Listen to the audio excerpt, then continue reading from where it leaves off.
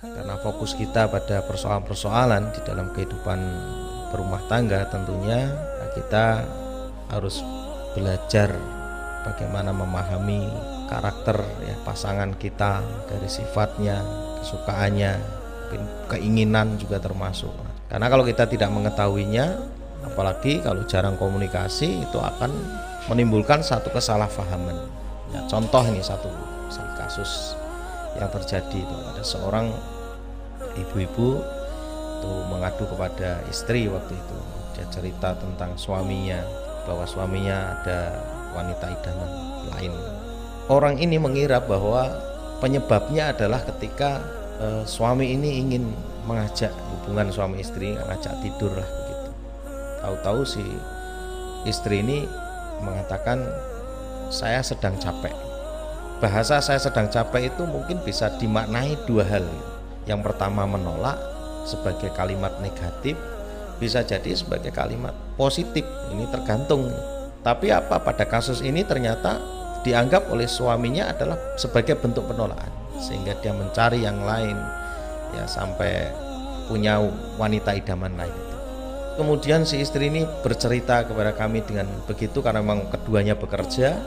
Ya, saya mencoba untuk merenung ini kasus ini. Saya simpulkan bahwa mereka berdua itu ini menunjukkan kurang komunikasi. Kenapa? Ketika seorang istri itu mengatakan saya sedang capek, ini itu bisa dianggap sebagai kalimat negatif, bisa menjadi kalimat positif. Kalau negatif langsung suami marah gitu. Kenapa marah ya? Karena tadi itu ada kalimat negatif. Dia pergi dari rumah kemudian mencari yang lain. Tapi kalau itu dianggap sebagai kalimat yang positif, ya, positif itu disebabkan karena seringnya komunikasi, sehingga bahasa itu akan diterjemahkan positif. Di mana letak positifnya?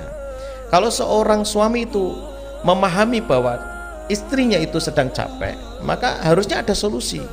Seorang suami menginginkan istrinya bisa tidur bersama, tetapi capek gitu. Solusinya apa? Ya maaf kalau boleh saya sampaikan, panggilkan tukang pijet gitu.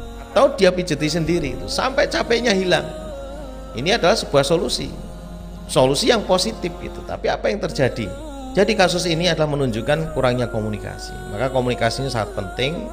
Bagaimanapun juga belajar berkomunikasi dengan pasangan ini sangat perlukan dalam bangunan rumah tangga. Yang pertama adalah kepercayaan ya di antara masing-masing, karena kalau rumah tangga itu sudah tidak ada kepercayaan di antara masing-masing, ini sangat sulit sekali untuk bisa ditata atau bahkan dibangun menjadi sakinah mawaddah rahmah. Itu yang pertama. Yang kedua, komunikasi. Jadi kalau komunikasi itu tidak dibangun, yang terjadi adalah salah paham. Jadi jangan heran satu ketika ada sebuah bangunan rumah tangga itu, ketika komunikasi itu jarang, begitu istri menasihati suami dengan kebenaran akan dianggap sebagai kalimat, wah istri saya suka membantah. Atau sebaliknya gitu. Ketika seorang suami itu menasihati istri, kemudian jawaban istri itu, wah suami saya itu cerewet dan seterusnya. Ya, kalimat-kalimat negatif ini muncul. Kenapa ya? Karena tadi tidak ada kesepahaman dalam visi dan misinya. Maka sudah selayaknya ya, dalam sebuah bangunan rumah tangga itu belajar bersama untuk mengkomunikasikan sekecil apapun. Karena ini sangat penting sekali. Ya, kalau tidak, ya, yang terjadi adalah miss. Kalau sudah miss, belum lagi nanti tidak dijelaskan, saling diam-diaman mengambil sebuah persepsi yang tidak sesuai dengan kenyataan, ini menjadi masalah yang akan berkembang dan akan berujung ya pada perceraian. Itu memang sangat wajar sekali kalau kejadiannya seperti itu ya. Perlukan intens ya berkomunikasi, baik verbal maupun non verbal. Non verbal itu apa ya? Sentuhan, banyak menyentuh istri dan berdoa, ya Allah jadikan sentuhan saya ini sebagai keberkahan yang Engkau hadirkan kepada kami. Sentuhan saya ini sebagai bentuk rahmatnya Engkau, ya kan. Kemudian sentuhan kami ini bisa menjadikan sebuah pahala yang berlipat ganda, dosa atau kesalahan yang Engkau ampuni. Sehingga ada doa-doa yang kita panjatkan, tidak hanya sekedar menyentuh. Karena sentuhan ini memiliki satu makna yang menurut saya cukup penting gitu.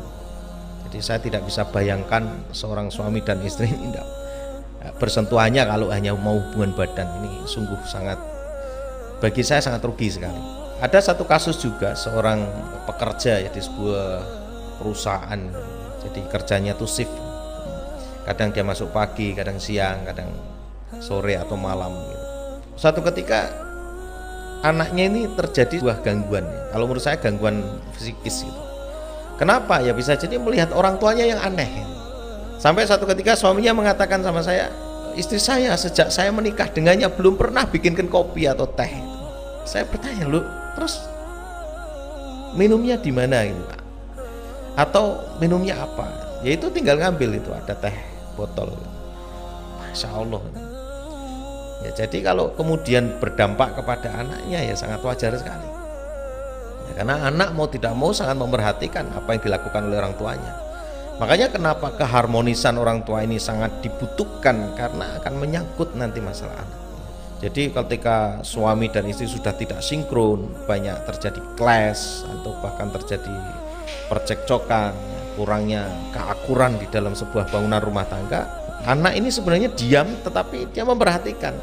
Ya, jadi jangan heran suatu ketika pada usia remaja, apalagi anak ini, lalu kemudian dia perhatikan, wah, siapa yang saya percaya gitu. Bapak juga begitu, ibu juga seperti itu. Saya ngomong ke bapak ngomongnya seperti ini, ibu ngomongnya seperti ini, siapa yang saya percaya? Jadi jangan heran suatu ketika anak ini akan mengambil orang lain. Ya kalau ngambilnya di masjid itu, orangnya mungkin di situ ahlul ibadah atau seorang ustadz atau bahkan teman-teman yang aktif dalam keagamaan. Ya kalau orang yang begitu tidak ada masalah. Kalau larinya ke tempat yang lain yang di situ justru malah menjadikan ya keburukan bagi anak ini, kan siapa ini yang bertanggung jawab? Ini memang menjadi sebuah masalah sebenarnya yang terjadi di lapangan atau kebanyakan ini, sehingga perceraian-perceraian itu tidak terhindar itu ya karena di situ. Solusinya apa ya? Solusinya ngaji. Jadi ngaji. Kadang yang masih ngaji saja masih banyak yang terjadi masalah-masalah yang tidak terselesaikan. Ya, walaupun masalahnya sangat berbeda-beda sekali, ada yang syar'i, ada yang tidak syar'i kan begitu. Tapi ngaji adalah merupakan salah satu benteng, karena untuk menyamakan visi, yang menyamakan misinya gitu, bahwa nikah itu adalah ibadah, kemudian tujuan awalnya adalah apa? Sakinah, mawaddah, warahmah, ya kan. Nah ini untuk mendapatkan rahmat Allah itu kan, kalau jannah jelas rahmatnya Allah nanti diberikan ya, dengan berbagai macam caranya Allah, kita tidak tahu, Allah alam bisawab. Tapi ketika kita menginginkan dalam sebuah bangunan rumah tangga itu ada baiti jannati, ya, rumahku adalah surgaku, maka juga dibutuhkan rahmat di situ. Makanya ada sakinah, ketenangan, mawaddah warahmah, itu rahmat itu kita akan capai. Lalu bagaimana gitu? Dan fakta-faktanya ya memang ternyata sangat sulit untuk mendapatkan rahmatnya Allah. Ya, kalau ngaji ada arahan, kalau tidak ngaji ya tidak bisa. Karena rahmat Allah itu tidak bisa didapatkan dengan cara kita. Ya, tentunya karena rahmat dalam sebuah rumah tangga itu yang memberikan Allah, ya kita pun akan dapatkan dengan cara-caranya